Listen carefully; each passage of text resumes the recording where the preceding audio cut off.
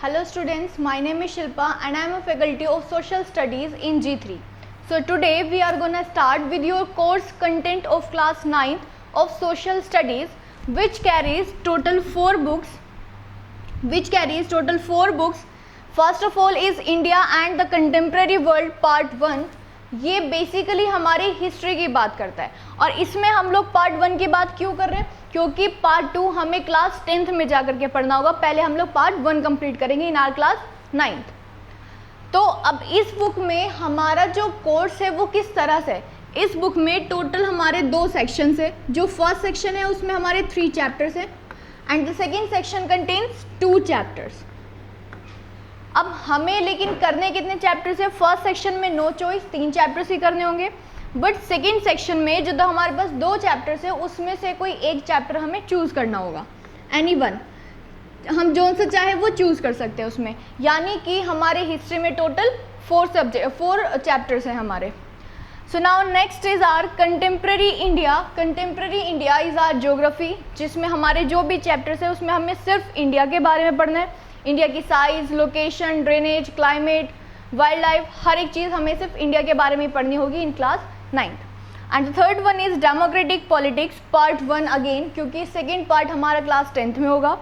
सो democratic politics में हमें पढ़ना क्या है, ये हमारी एक तरह से एक जर्नी है, कॉन्स्टिट्यूशन की जर्नी. कॉन्स्टिट्यूशन क्या है हमारा, हमें सबको पता है. हमारा संविधान, यानी कि हमारा जो मुल्क है, हमारा जो नेशन है, वो उसकी नींव क्या है, उसकी नींव क्या है, कॉन्स्टिट्यूशन है. तो कॉन्स्टिट्यूशन किस सिचुएशन में बना, किस रीज़न से बना, वो सारी चीज़ें हमें डेमोक्रेटिक पॉलिटिक्स पार्ट 1 में पढ़नी होगी. And the last one is economics. Economics basically हमारी अर्थव्यवस्था, यानी कि हमारे देश में फाइनेंशियली किसी भी चीज़ की बात करता है या प्रोडक्शन की बात करता है, सेलिंग की बात करता है. तो इसमें हमें प्रोडक्शन के बारे में पढ़ना है कि टाइप्स ऑफ प्रोडक्शन क्या है, फैक्टर्स ऑफ प्रोडक्शन क्या है, या फिर हमें प्रोडक्शन करने के लिए किस किस चीज़ की ज़रूरत होती है. नेक्स्ट हमें इसमें पढ़ना है क्रेडिट के बारे में कि क्रेडिट हमारी किस तरह से हेल्प करता है. अब एक इसमें मेन चीज़ आती है ह्यूमन रिसोर्स के बारे में. हमने काफ़ी सारे रिसोर्सेज के बारे में पढ़ा है, but what do you understand by human resource. Human resource मतलब कि मानव संसाधन उसको बोलते हैं. यानी कि एक इंसान हमारे लिए कैसे सोर्स बन जाता है, रिसोर्स बन जाता है. यानी कि सपोज करो, ऑब्वियस सी बात है, अगर हमने बहुत सारी मशीन्स बना भी ली तो एटलीस्ट उसको ऑन और ऑफ करने के लिए तो एक इंसान चाहिए. तो यानी कि ह्यूमन रिसोर्स एक बहुत ही बेसिक की है अगर हमें अपने देश का डेवलपमेंट करना है. इसीलिए हम लोग इकोनॉमिक्स में ह्यूमन रिसोर्स के बारे में पढ़ेंगे. अब बात आती है India and the contemporary world में हमें क्या पढ़ना है. India and the contemporary world में हमें सिर्फ वही चीज़ें पढ़नी है जो हम अपने घर में करते हैं, लड़ाइयाँ अपने भाई बहनों से. तो इसमें हमारे रिवॉल्यूशन से फ्रेंच रिवॉल्यूशन, जैसे कि फ्रेंच रिवॉल्यूशन क्यों हुई थी, कहाँ हुई थी, ऑब्वियसली फ्रांस में ही होगी, फ्रेंच रिवॉल्यूशन है. तो अब बात ये आती है कि हम लोग रिवॉल्यूशन पढ़ क्यों रहे हैं, मतलब किसी की लड़ाई से हमें क्या बेनिफिट है उनके पढ़ने से. उससे बेनिफिट ये है कि एटलीस्ट अगर हम एक बार उनकी गलतियाँ जान लेंगे तो हम लोग अपने देश में वो गलतियाँ रिपीट नहीं करेंगे, या बाई चांस अगर रिपीट हो भी जाए तो उसको कैसे सॉर्ट आउट करना है वो हम ईजिली सीख सकते हैं. तो इसमें हम लोगों को फ्रेंच रिवॉल्यूशन पढ़ना है, हिटलर के बारे में पढ़ना है, यही सारी चीज़ें पढ़नी है. तो यानी कि आपकी ये जो चारों बुक्स हैं ये बिल्कुल भी हैवी नहीं है, बहुत ही इजी बुक्स हैं. हमें बहुत ही ईजिली हम इसको पढ़ भी लेंगे, क्योंकि इसमें क्या है, सारी वही चीज़ें हैं जो हमें पहले से ही पता है, बस उसे एक इंटरेस्टिंग तरीके से हमें पढ़ना है. अब बात आती है मार्क्स की. तो each and every book contains 20 marks of weightage in your exam. आपके एग्जाम में 20 मार्क्स हर एक बुक कैरी करती है. यानी कि कोई एक बुक भी ऐसी नहीं है जो हम स्किप कर सकते हैं, हमें स्किप करनी चाहिए. हमें चारों बुक्स को पढ़ना है और पढ़ाई सिर्फ इसलिए नहीं करनी कि हमें मार्क्स लाने, पढ़ाई इसलिए करनी क्योंकि इसमें बहुत ज़्यादा इंटरेस्टिंग चीज़ है. इंडिया कहाँ है, कैसा है, हमारे यहाँ पे बारिश क्यों होती है, या हमारी जो बारिश है वो सीज़न वाइज क्यों होती है, इस डेट पे बड़ा दिन क्यों होता है, ये सारी चीज़ें हमें पढ़नी है. कन्याकुमारी में क्यों ज़्यादा फ़र्क नहीं होता दिन और रात का, लेकिन कश्मीर में होता है. तो बहुत ही इंटरेस्टिंग चीज़ें जो हमें इसमें सीखने के लिए मिलेंगी, नॉट सिर्फ पढ़ने के लिए मिलेंगी. तो हम लोग शुरू करते हैं अपना. सबसे पहले हम लोग कंटेम्प्रेरी इंडिया से शुरू करेंगे आज, मतलब कि अपनी ज्योग्राफी से स्टार्ट करेंगे, जिसका फर्स्ट चैप्टर है इंडिया, साइज़ एंड लोकेशन. मतलब इंडिया का जो साइज़ है और जो उसकी लोकेशन है वो कहाँ पर है. हमें पता है कि इंडिया पूरे अर्थ पे कहीं ना कहीं तो है. अब वो है कहाँ और वो वहाँ पे आया कैसे, यस वो वहाँ पर आया कैसे। अच्छा आप लोगों को एक कहानी मैं बता देती हूँ एक बार, कि आपको पता है ना कि हमारे पास कितने कॉन्टिनेंट्स हैं, 7 कॉन्टिनेंट्स हैं, बट ये कॉन्टिनेंट्स बने कैसे। अभी तक हमने सिर्फ रट्टा मारा है कि हमारे पास कॉन्टिनेंट्स हैं और वो किस तरह से, कितने कॉन्टिनेंट्स हैं, उनके क्या नाम हैं, बट उनके नाम पहले क्या थे या वो बने कैसे, ये सारी चीज़ें हम लोग अपनी कंटेम्प्रेरी इंडिया यानी कि ज्योग्राफी पार्ट 1 में पढ़ेंगे। तो मैं आपको सबसे पहले फर्स्ट चैप्टर से शुरू करती हूँ जिसका नाम है इंडिया साइज एंड लोकेशन।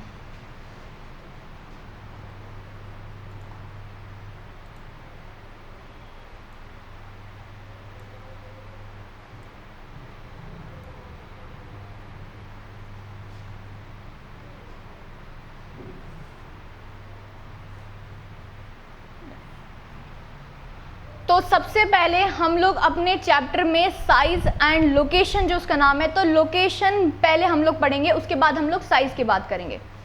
अब बात आती है लोकेशन की, लेकिन हम लोग लोकेशन को लोकेट करेंगे कैसे। सबसे पहले ये आपकी अर्थ है जिसपे हमारे 7 अलग अलग कॉन्टिनेंट्स है, north America, Europe, Asia, India जो कि एशिया में ही आता है, Africa, south America and Australia. अब बात ही आती है कि जब हम लोग लोकेशन की बात करें, अगर मैं आपको बोलूं कि आप दिल्ली में रहते हो, कहाँ, कौन सी साइड, तो हम क्या बोलेंगे, हम लोग ईस्ट दिल्ली में रहते हैं। तो सेम चीज़ हम लोग इंडिया में रहते हैं, बट इंडिया है कहाँ। सबसे पहले मैं आपको एक बेसिक स्ट्रक्चर बता देती हूँ अपनी अर्थ का। एक प्लेन पेपर चाहिए इसके लिए, प्लेन स्लाइड समझाने के लिए।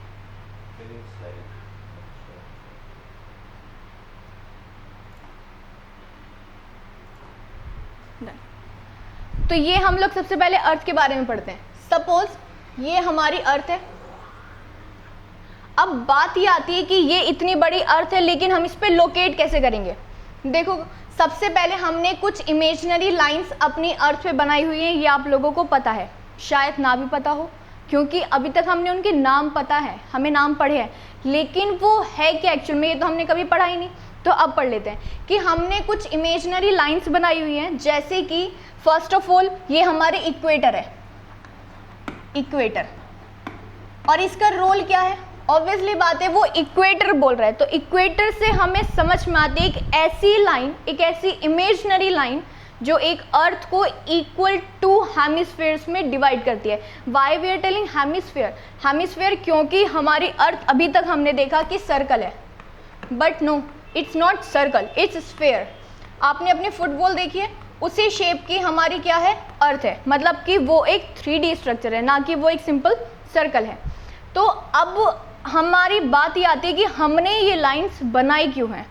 अगर मैं बात करूं आपको कि आपको अपने घर का एड्रेस कहीं पर लिखना है, तो उसमें हमें अपने लैंडमार्क्स लिखने होते हैं। तो लेट सपोज हमारी जो अर्थ है उसके ये कुछ लैंडमार्क्स है। हमें सोचना ही नहीं है कि हम लोग बहुत बड़ी चीज़ें पढ़ रहे हैं, हम बहुत छोटी सी चीज़ें पढ़ रहे हैं जो हमें पता होनी चाहिए, इसलिए आपकी बुक्स में है। तो हम लोग अपने लैंडमार्क्स पढ़ लेते हैं। सबसे फर्स्ट लैंडमार्क है हमारा इक्वेटर, नेक्स्ट लैंडमार्क है हमारा ट्रॉपिक ऑफ कैंसर,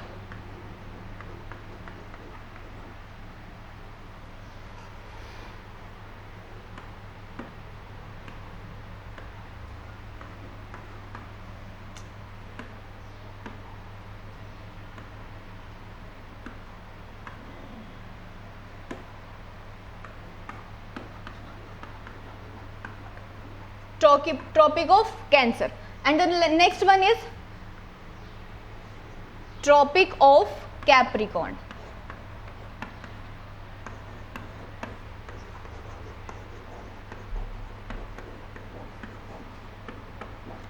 अब बात ये आती है कि चलो ठीक है हमने ये बना लिए, बट ये आए कैसे। ये जो हमारी इमेजिनरी लाइन जो इक्वेटर है ना, ये हमारी 0 डिग्री पे है, यानी कि 0 डिग्री।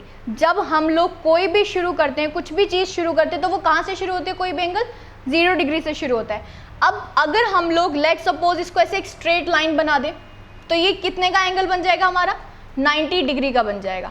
तो यानी कि ये जो पॉइंट है ऊपर, ये कहाँ पे होगा, ये 90 डिग्री पे है। और ये क्या है हमारा, ये हमारी ईस्ट है, this is our west, north pole and south pole. हमने इनको पोल्स क्यों बोले, क्योंकि हमारे पोल्स कैसे होते हैं, स्ट्रेट होते हैं, यानी कि वर्टिकल होते हैं। तो सेम चीज़ ये जो शुरू हो गई 90 डिग्री से हमारे पोल्स हैं और जो हमारी इक्वेटर है वो 0 डिग्री पे है। अब बात आती है कि हमने ये तो देख लिया कि ये 0 पर है, वो 90 पे है, तो ये कहाँ पर है, ये अगर आप लोग यहाँ पे अपने डी का हम लोग यूज़ करेंगे तो ये लाइन अगर ऐसे जा रही है तो ये हमारा 23.5 पे आता है, हाफ डिग्री। आपकी बुक में ये 23.5 लिख सकता है, 23.30 लिख सकता है और 23.5 भी लिख सकते हैं। 23.5 डिग्री पर क्या है, हमारी ट्रॉपिक ऑफ कैंसर है। और 23.5 डिग्री वेयर, ये हमने क्या पढ़ा, ये कौन सी साइड है हमारी, ये हमारा ईस्ट है, ठीक है। और जब हम लोग इसके ऊपर जाएंगे तो ये कहाँ पे आता है, नॉर्थ। तो यानी कि 23.5 डिग्री नॉर्थ में हमारी ट्रॉपिक ऑफ कैंसर है। हमने नॉर्थ क्यों लिखा, इसलिए लिखा क्योंकि ये भी क्या है, हमारी 23.5 डिग्री है, बट ये कहाँ पर है, ये हमने देखा नीचे की साइड यानी कि साउथ में। तो यानी कि 23.5 डिग्री साउथ में जाएंगे तो Tropic of Capricorn, 23.5 degree north में जाएंगे तो ट्रॉपिक ऑफ कैंसर। अब चलो हमने ये देख लिया कि ट्रॉपिक, हमने इक्वेटर क्यों पढ़ा, क्योंकि ये हमारी अर्थ को 2 इक्वल हाफ्स में, 2 इक्वल हेमिस्फीयर्स में डिवाइड करता है।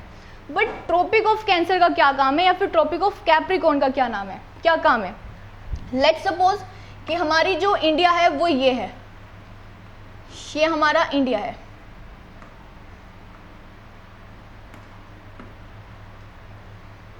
इंडिया। अब इंडिया यहां पर है तो यानी कि हमने देखा कि ट्रॉपिक ऑफ कैंसर इंडिया को 2 इक्वल पार्ट्स में डिवाइड कर रही है, वैसे ही जैसे इक्वेटर पूरी अर्थ को 2 इक्वल हेमिस्फीयर्स में डिवाइड करता है। इसीलिए फर्स्ट रीजन तो हमें पता चलेगा कि हम लोग ट्रॉपिक ऑफ कैंसर क्यों पढ़ रहे हैं। अब सेकेंड चीज, हम लोग ट्रॉपिक ऑफ कैप्रिकॉर्न क्यों पढ़ रहे हैं। ट्रॉपिक ऑफ कैप्रिकॉर्न के बारे में हम लोग आगे पढ़ेंगे, पहले इन दोनों के बारे में देखते हैं। इक्वेटर क्या करता है, मैं फिर से रिपीट कर रही हूँ, अर्थ को 2 इक्वल हेमिस्फीयर्स में डिवाइड करता है, and Tropic of Cancer India को 2 इक्वल पार्ट्स में डिवाइड करता है। अब बात आती है कि इंडिया का लोकेशन हम लोग पढ़ रहे थे, तो इससे हमें पता चलता है कि इंडिया कहाँ पर है। इंडिया नॉर्थ की साइड है, क्योंकि ये हेमिस्फीयर तो हमारा खाली है। इंडिया कहाँ पर है, नॉर्थ। तो यानी कि India is our in northern hemisphere. India कहाँ पर है, हमारा नदर्न हेमिस्फीयर में। लेकिन हमें पता है कि नदर्न हेमिस्फीयर तो ये पूरा है, नदर्न हेमिस्फीयर में कहाँ है, अगर आप ध्यान दोगे तो नदर्न हेमिस्फीयर में ये ईस्ट की तरफ ज़्यादा इंक्लाइंड है। तो यानी कि इंडिया की लोकेशन, अगर हम लोग एग्जैक्ट लोकेशन की बात करें तो ये कहाँ पर है, नॉर्थ ईस्टर्न हेमिस्फीयर में है। कहाँ पर है, नॉर्थ ईस्टर्न हेमिस्फीयर में। सर स्लाइड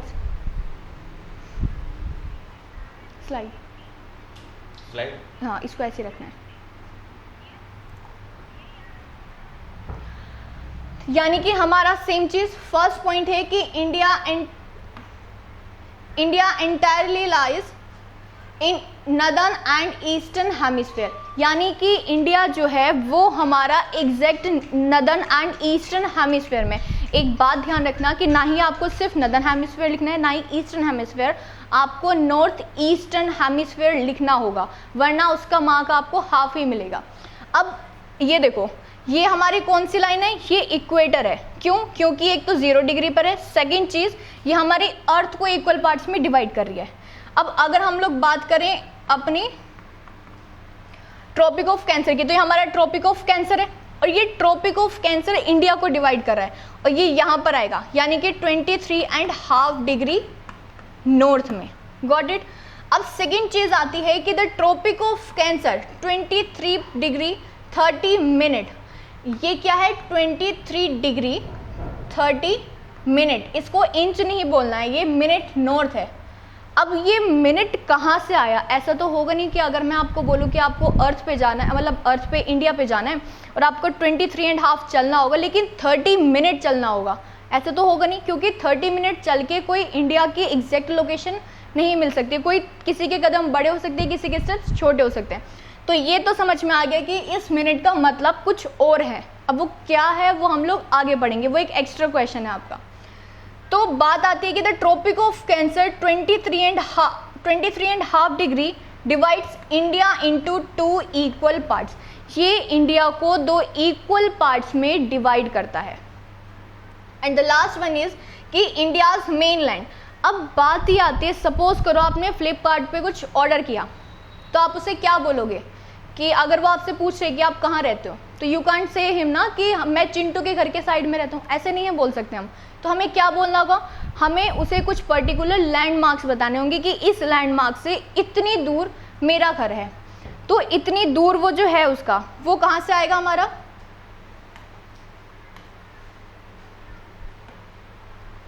वो ब्लैंक पेपर,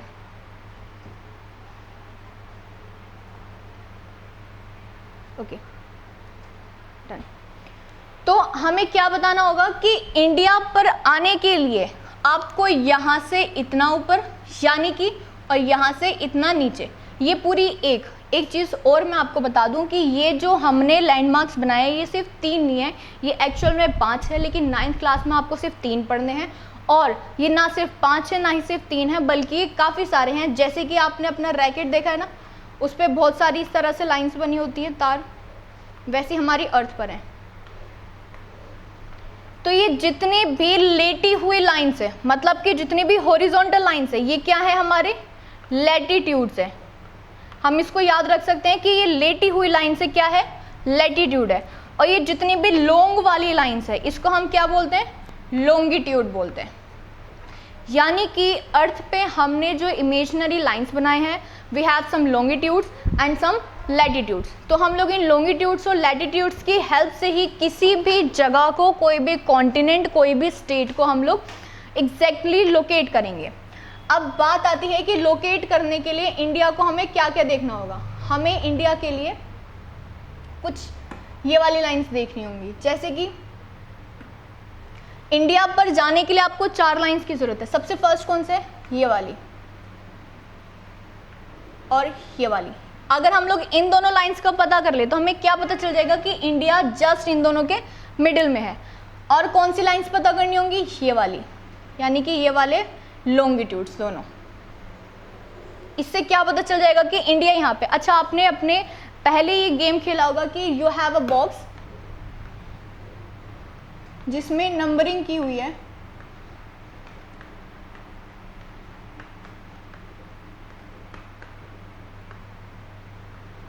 अगर मैं आपको बोलूं कि इस पूरे बॉक्स में से कोई भी एक नंबर चूज करो और मुझे मत बताना कि वो कौन सा नंबर है। लेट्स सपोज आपने कोई भी नंबर चूज कर लिया, अपने मन में सोचो, अगर आपने 2 चूज किया होगा और मुझे नहीं पता कि वो 2 है, तो मैं किसे कैसे पता करूंगी। आप मुझे बताओगे कि क्या वो इस लाइन में है, नहीं है। क्या 2 इस लाइन में है, यस, ये रहा। अब बात ये आती है कि क्या वो इस लाइन में है, ना। क्या वो इसमें है, यस। तो ये दोनों लाइंस कहाँ इंटरसेक्ट हुई हैं, इस पे, तो यानी कि वो नंबर क्या होगा, 2। सेम चीज हम लोग अपनी अर्थ पे करते हैं। हम लोग ऐसे गए, ऐसे गए, जहां पर भी इंटरसेक्ट होगा इसका मतलब क्या है कि इंडिया वहां पर है। अब बात आती है इन दोनों को पढ़ने की। तो जो हमारी नीचे वाली लाइन है, ये कितनी है, 8 डिग्री 4 मिनट, किधर की ओर, क्योंकि ये ऊपर की ओर जा रहा है, तो यानी कि नॉर्थ। तो यानी कि 8 डिग्री 4 मिनट नॉर्थ में अगर हम लोग जाएंगे तो हमें इंडिया का एक लैटिट्यूड मिल जाएगा। नेक्स्ट है हमारा, अगर हमें इसके और ऊपर जाना है तो हम लोग क्या करेंगे, तो स्लाइड।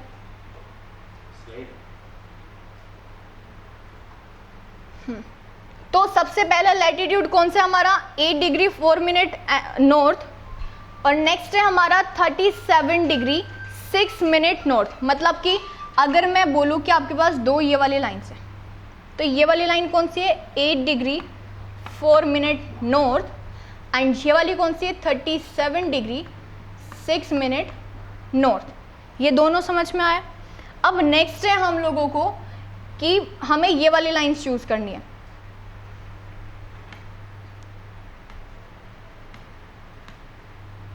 अब ये वाली लाइंस कौन सी हैं, ये दोनों लाइंस होंगी, यानी कि ये हमारे क्या है, ये हमारे लॉन्गिट्यूड्स हैं। तो सबसे पहले ये वाला लॉन्गिट्यूड कितना होगा हमारा, ये है हमारा 97 डिग्री 25 मिनट ईस्ट। हम लोग ईस्ट क्यों लिख रहे हैं, जबकि हम तो लॉन्गिट्यूड की बात कर रहे हैं, और हमने देखा था कि लॉन्गिट्यूड का मतलब नॉर्थ या फिर साउथ, लेकिन हम लोग ईस्ट लिख रहे हैं। ऐसा क्यों, क्योंकि इन दोनों लॉन्गिट्यूड से हमें ये पता चल रहा है कि इंडिया कितना ईस्ट में है। क्योंकि अगर ये 2 लाइन्स यहाँ से नहीं यहाँ से होती तो हमें पता चलता है कि वो वेस्ट में है। तो ये लॉन्गिट्यूड्स हैं जो हमें बता रहे कि इंडिया इतना ईस्ट में है, इसलिए इनके मेजरमेंट के आगे हमने ईस्ट लिखा है। और ये वाला कितना है हमारा 68 डिग्री 7 मिनट ईस्ट। ये चारों नाम हमें अच्छे से याद रखने होंगे, क्योंकि आपके एग्जाम में कई बार उसने 1 मार्क का क्वेश्चन आता है आपका कि इंडिया के दोनों लैटिट्यूड्स के मेजरमेंट बताओ या फिर दोनों लॉन्गिट्यूड्स के मेजरमेंट बताओ।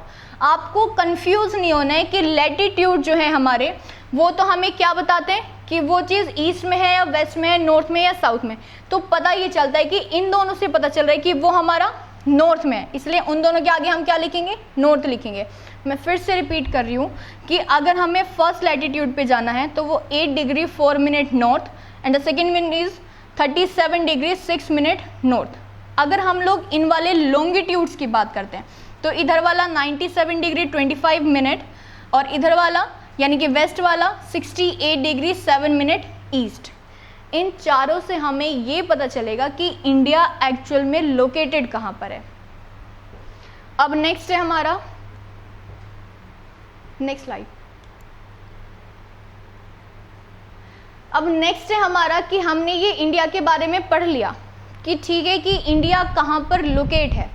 अब बात ये आती है कि इंडिया कितना बड़ा है, इंडिया का जो टोटल एरिया है वो कितना है, या फिर इंडिया की अगर हम लोग सिर्फ बाउंड्रीज की बात करें तो वो कितनी है।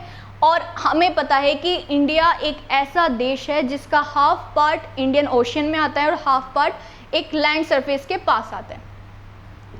तो सबसे पहली चीज़ कि इंडिया, अगर हम बात करें कि पूरे अर्थ पे 100% सिर्फ हम लोग अर्थ के लैंड की बात कर रहे हैं, हम लोग उसके महासागर या कोई भी ओशन की बात नहीं कर रहे हैं, तो क्या होगा कि इंडिया में मतलब पूरे अर्थ में सपोज 100% लैंड है, मतलब जितने भी लैंड है उसका 2.4% इंडिया कवर करता है। मतलब इंडिया का ये जो पूरा पार्ट है ये क्या है, पूरे अर्थ पे जितना भी हमारा लैंड है उसका 2.4% अर्थ है, यानी कि इंडिया है।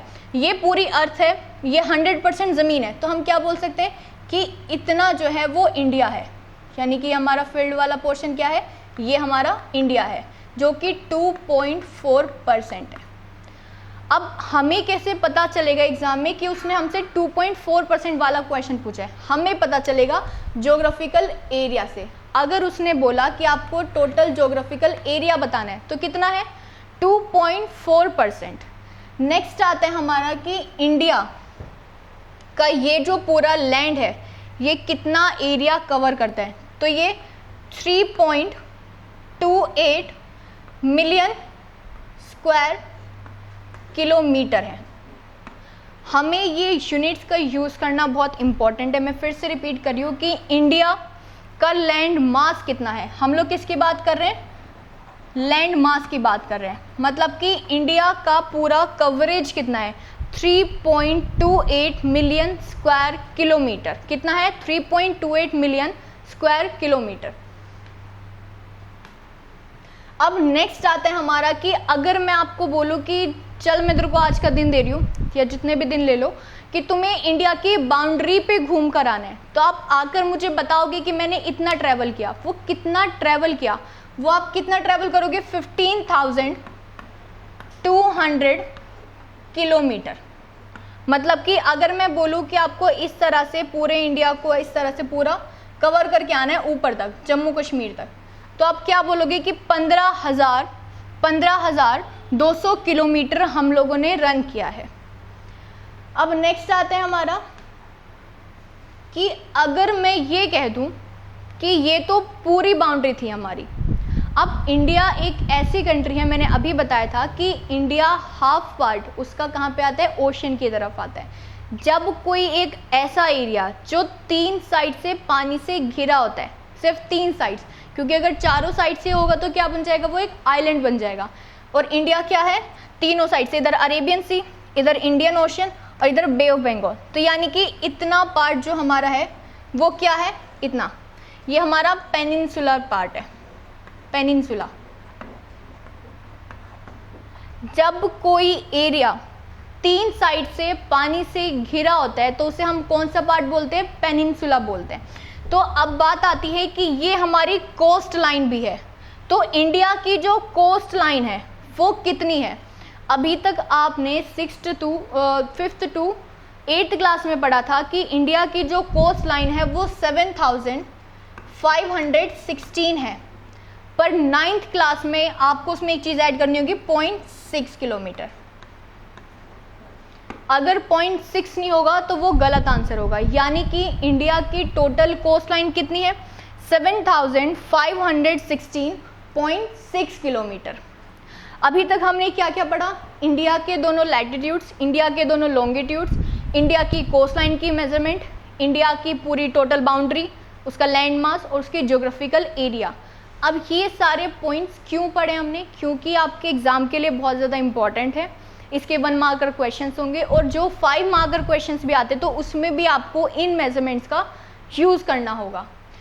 अब बात आती है हमारी कि इंडिया, मैं आपको एक क्वेश्चन बताती हूँ। हमें पता है कि इंडिया जो है यहाँ पे क्या है हमारा? अरुणाचल प्रदेश है।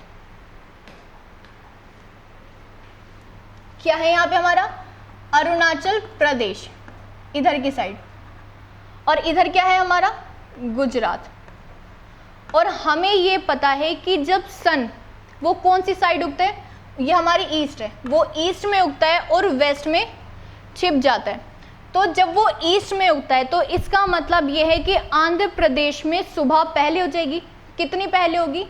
एक इंडिया में जब सन इधर से वेस्ट में आते हैं यानी कि गुजरात पहुंचता है तो उसे 2 घंटे लगते हैं। अब इसका मतलब ये है कि जब वो अरुणाचल प्रदेश में सूरज उगेगा तो उसके 2 घंटे बाद सुबह होगी गुजरात में। लेकिन आपने नोटिस किया है कि हमारी जो टाइम है, हमारी जो वॉच है, वो हर जगह सेम टाइम शो करती है। ऐसा क्यों? जबकि सन को तो 2 घंटे का टाइम लग रहा है। तो ये हमारा फर्स्ट क्वेश्चन है इस चैप्टर का, जो बहुत इंपॉर्टेंट है और आपके एग्जाम में कई बार रिपीट हो चुका है कि जब सन आंध्र प्रदेश में पहले आता है, गुजरात में 2 घंटे लेट आता है, फिर भी हमारी घड़ी जो है वो सेम टाइम क्यों शो करती है? अब उसका रीज़न है, सबसे पहले मैं आपको एक बेसिक चीज़ बता देती हूँ कि ऐसा क्यों होता है। हमारी बुक में नहीं है लेकिन आपको पता होना चाहिए।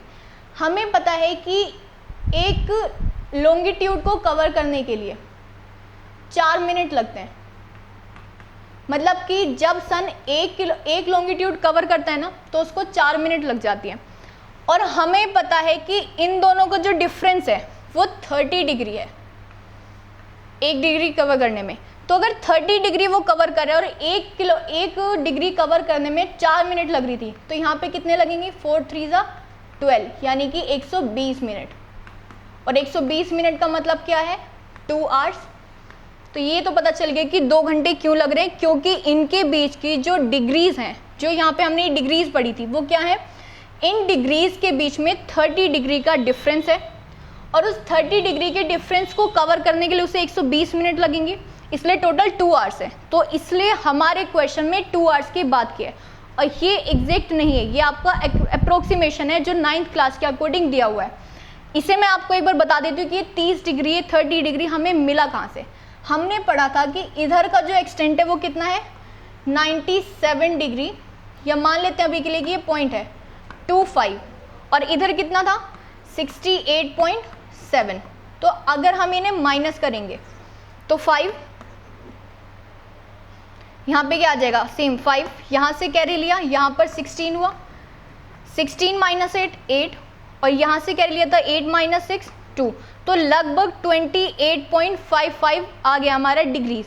अब इसका मतलब हमने अप्रोक्स कितना लिया है? 30, तो 30 को कवर करने में 120 मिनट यानी कि 2 घंटे। अब इस क्वेश्चन का आंसर हमें ये बताना है कि घड़ियाँ क्यों सेम टाइम शो कर रही हैं, उन्हें क्या हुआ है? उन्हें तो पता है जबकि कि टाइम कहाँ पे क्या चल रहा है। तो इसका आंसर है, नेक्स्ट स्लाइड। अच्छा, वैसे आप लोग सोचोगे इसका आंसर क्या होगा? जब हमें पता है कि भाई टाइम लग रहा है तो फिर घड़ियाँ क्यों शो कर रही हैं? हमने भी तो कुछ सोचा होगा, और अगर घड़ियाँ सेम टाइम शो कर भी रही हैं तो ऐसा क्यों कर रही हैं? Next, done. तो ऐसा इसलिए है, वापस से वही स्लाइड, लास्ट सेकेंड, डन। हमने क्या किया कि इन दोनों के बीच में 2 आवर्स का गैप था, इसलिए हमने सोचा कि इसके बीच में से एक और इमेजिनरी लाइन बना देते हैं, ये वाली लाइन, जो क्या करती है हमारे इस 2 घंटे के डिफरेंस को ख़त्म कर देती है, यानी कि 1 आवर यहाँ पे और 1 आवर यहाँ पे। और ये जो लाइन है ये कौन सी लाइन है? इसे हम लोग स्टैंडर्ड मेरिडियन बोलते हैं ऑफ इंडिया, मतलब इंडिया का एक ऐसे स्टैंडर्ड मेरिडियन जिसके अकॉर्डिंग हमारे पूरे इंडिया में टाइम शो किया जाता है। और ये कहाँ पर है? हमारी 82 डिग्री 30 मिनट में है। तो यानी कि ये जो लाइन है ये कहाँ से क्रॉस हो रही है? ये हमारे यूपी से क्रॉस हो रही है। यूपी के कौन से पार्ट से? मिर्ज़ापुर से। ये आपको अपने आंसर में ऐड करना होगा।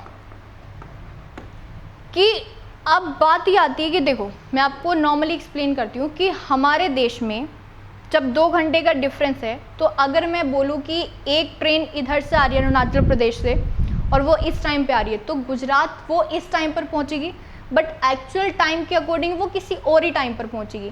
तो ताकि ये जो भ्रम यानी कि जो कन्फ्यूज़न हमारे बीच में आ गया है, इसको ख़त्म करने के लिए हमने इंडिया के लिए एक स्टैंडर्ड मेरिडियन चूज़ किया, जिसको हमने क्या बोला? Standard meridian 82 degree 30 minute. और ये कहाँ से पास आउट होता है? ये हमारे यूपी से पास आउट होता है, यूपी के मिर्ज़ापुर से।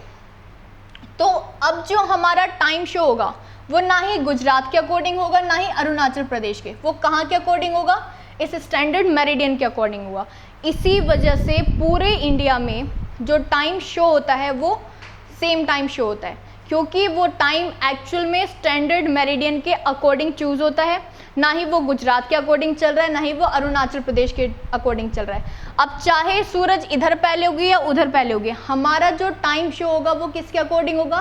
स्टैंडर्ड मेरिडियन के अकॉर्डिंग होगा।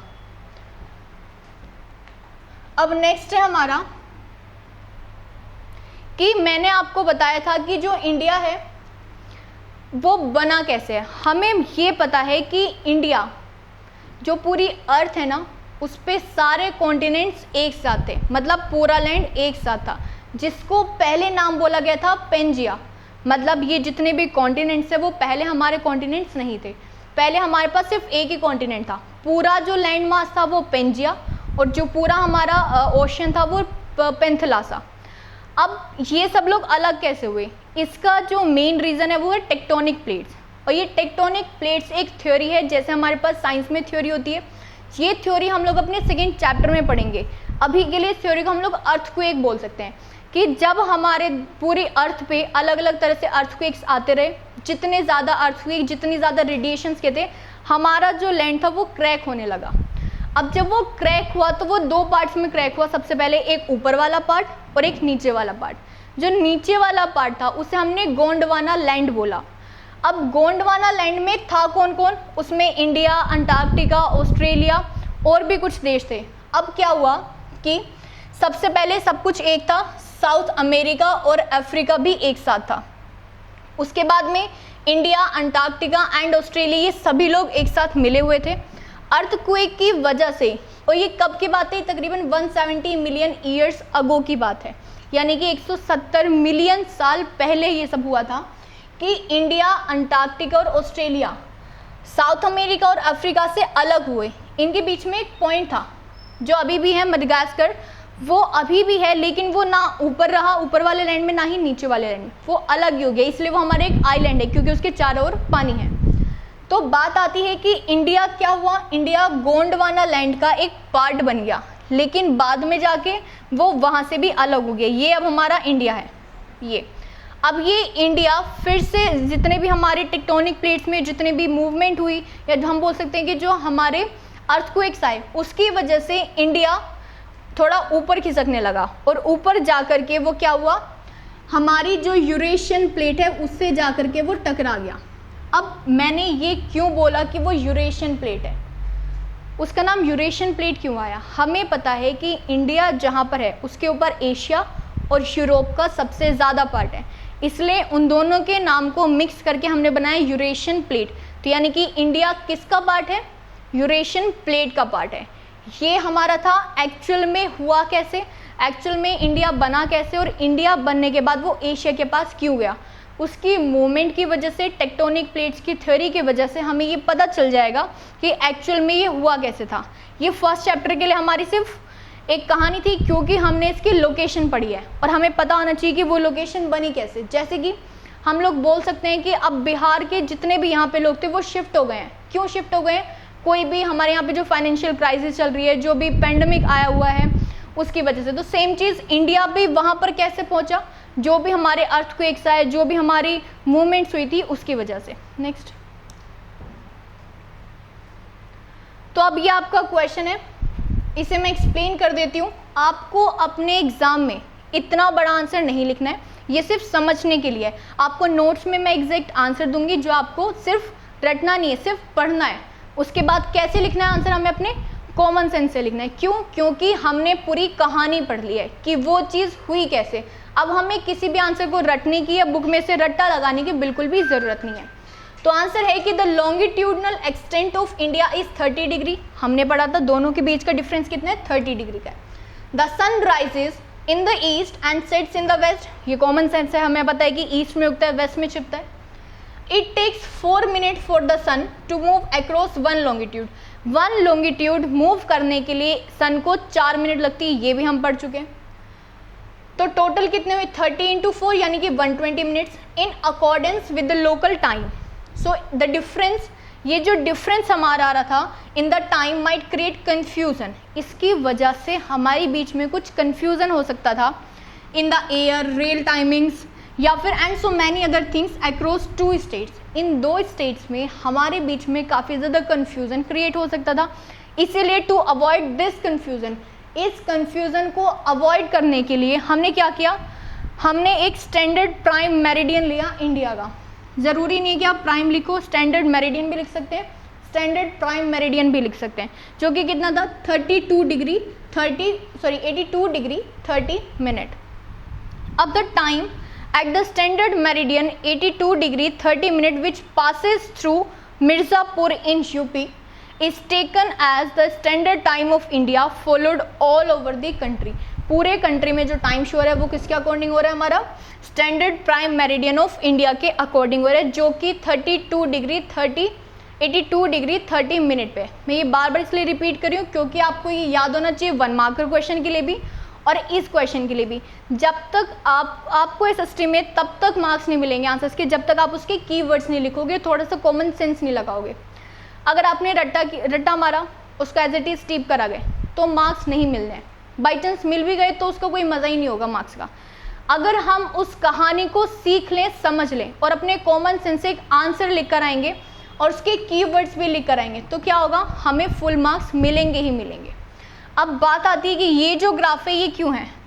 इंडिया, हमने पढ़ा था कि उसका जो लैंड मास एरिया वो कितना है? 3.28 मिलियन स्क्वायर किलोमीटर।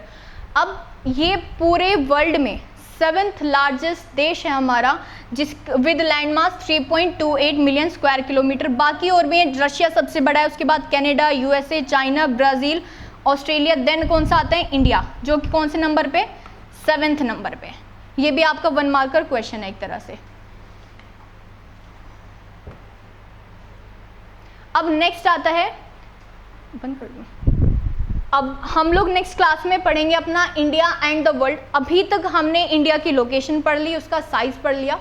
अब बात आती है कि इंडिया के वर्ल्ड के साथ क्या रिलेशन है, वो हम लोग अपनी नेक्स्ट क्लास में पढ़ाई करेंगे। Thank you students.